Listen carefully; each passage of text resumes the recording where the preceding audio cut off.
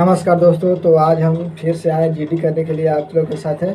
और आप जब भी हम क्वेश्चन पूछे तो आप टाइप करिए कमेंट सेक्शन में, ताकि आपको टाइप करने से भी याद हो जाता है। आपका माइंड क्या करता है, क्वेश्चन के प्रति आपका प्रोसेस करता है। जो प्रोसेस करता है उसको आप टाइप करते हैं या फिर लिखते हैं, तो इससे क्या होता है, मेमोरी में सेट हो जाता है दोस्तों। तो चलिए बिना देर किए हुए आपसे क्वेश्चन पे आते हैं डायरेक्ट, कि फ्रांस के सम्राट कौन था जो काल्बर्ट द्वारा फ्रेंच ईस्ट इंडिया कंपनी की स्थापना हुआ था, किसके मतलब देख रेख में। ठीक है, तो वो कौन था, लुईस 16वां। इसको इस तरीके भी से क्वेश्चन पूछा जा सकता है कि फ्रांस के सम्राट, लुईस 16वां कह रहे हैं, लुईस 14वां। ठीक है, फ्रांस के सम्राट लुईस 14वां के मंत्री कौन था जिसके द्वारा फ्रेंच ईस्ट इंडिया कंपनी का स्थापना 1664 ईस्वी में हुआ। ठीक है, क्योंकि वो लोग 1664 ईस्वी में ऐसे किए थे फ्रांसीसी लोग। तो वो मंत्री कौन था जिसके द्वारा किया गया, तो कॉलबर्ट।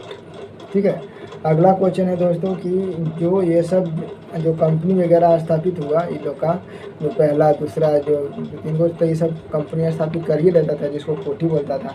ठीक है, तो उसका नाम क्या था, तो कंपनी देश इंदसे ओरिएंटलेस, कंपनी देश इंडसे ओरिएंटलेस इसको कहा जाता था। ठीक है, बताना है अगला क्वेश्चन कि किसने 1668 ईस्वी में सूरत में अपना पहला व्यापारिक कारखाने की स्थापना की। फ्रेंच जो था, फ्रांसीसी जो लोग थे, उसमें बताना है कि कौन जो था 1668 ईस्वी में सूरत में अपना पहला व्यापारिक कंपनी स्थापित किया, तो फ्रैंको कैरो। उस फ्रांसीसी का नाम क्या था, फ्रैंको कैरो। फ्रांसीसी का नाम क्या था दोस्तों, तो फ्रैंको कैरो।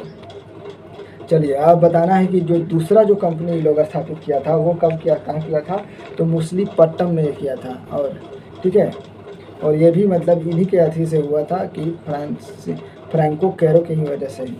ठीक है, तो इस तरीके से क्या हम सीख लिए कि इस फ्रांसीसियों ने जो आया इंडिया में, तो पहला व्यापारिक जो मतलब कंपनी था वो सूरत में, और दूसरा कहाँ किया, मछलीपट्टनम में किया दोस्तों।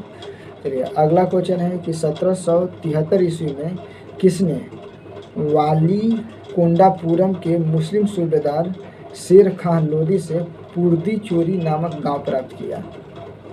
फिर से क्वेश्चन कर देते हैं कि 1773 ईस्वी में किसने वाली कोंडापुरम के मुस्लिम सूबेदार शेर खान लोदी से पुर्दी चेरी नामक गांव खरीदा या फिर प्राप्त किया।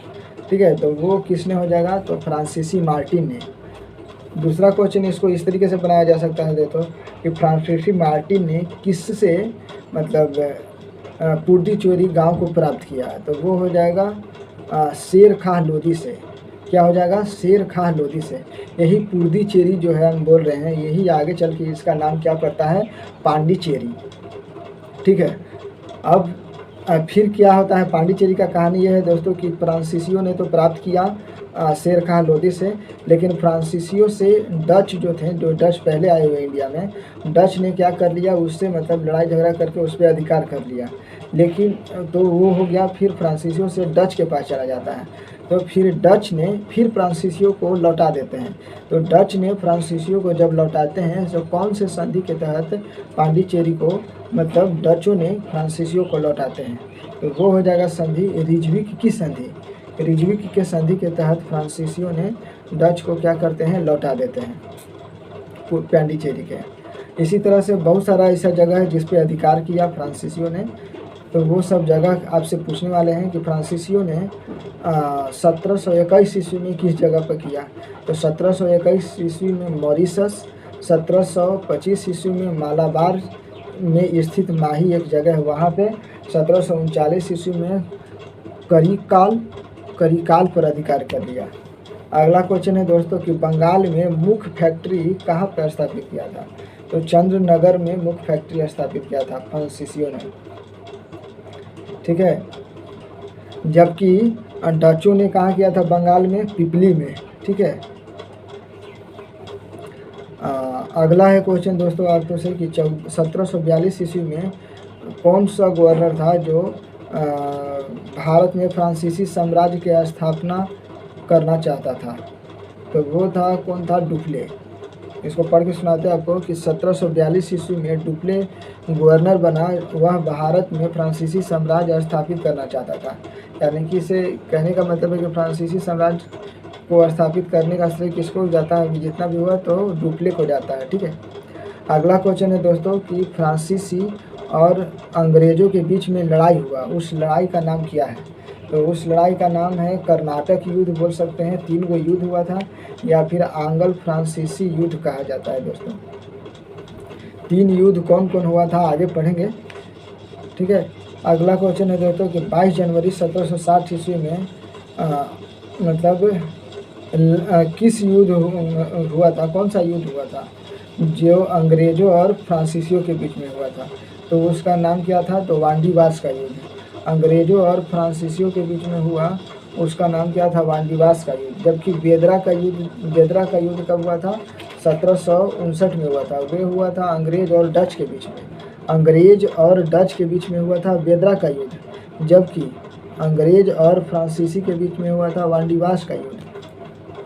जिसमें फ्रांसीसी सेना पराजित हुआ, और जिस तरह से यह पराजित हुआ तो इसमें अंग्रेज की तरफ से मतलब नेतृत्व करने वाला कौन था, तो जनरल आयर कूट था। सेना का नेतृत्व करने वाला अंग्रेज को कौन था दोस्तों, तो जनरल आयर कूट था। और इसी तरह से कोरिलेट करके आप पढ़िए तो क्या इसमें जनरल आयर कूट था वांडीवास के युद्ध में। जबकि बक्सर का युद्ध में अंग्रेज की तरफ से नेतृत्व करने वाला कौन था, तो हेक्टर मुनरो था। जबकि वांडीवास के युद्ध में नेतृत्व करने वाला कौन था, तो जनरल आयर कूट था। ठीक है, चलिए अब 3 फ्रांसीसी जो मतलब युद्ध हुआ था फ्रांसीसी और अंग्रेज के बीच में, वो पढ़ते हैं। कहने का मतलब है कर्नाटक युद्ध। तो प्रथम कर्नाटक युद्ध हुआ था 1764 से 1748 के बीच में।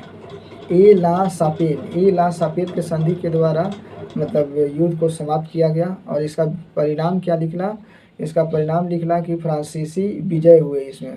यानी कि पहला जो युद्ध हुआ कर्नाटक युद्ध में क्या हुआ कि फ्रांसीसी लोग जो जीत गए अंग्रेज से। दूसरा कर्नाटक युद्ध 1749 से 1754 के बीच में हुआ। ये संधि हुआ पांडिचेरी के संधि के साथ 1755 में समाप्त हुआ। इसमें अंग्रेज का प्रभाव बढ़ा, यानी कि इसमें अंग्रेज का दबदबा था। ठीक है, अगला क्वेश्चन है दोस्तों कि तृतीय कर्नाटक युद्ध कब हुआ, तो 1756 से 1763 के बीच में हुआ। और ये पेरिस के संधि के साथ मतलब समाप्त हुआ 1763 ईस्वी में। तो किसके संधि के साथ, तो पेरिस के संधि के साथ। और इसका परिणाम क्या हुआ कि वांडीवास के युद्ध में फ्रांसीसी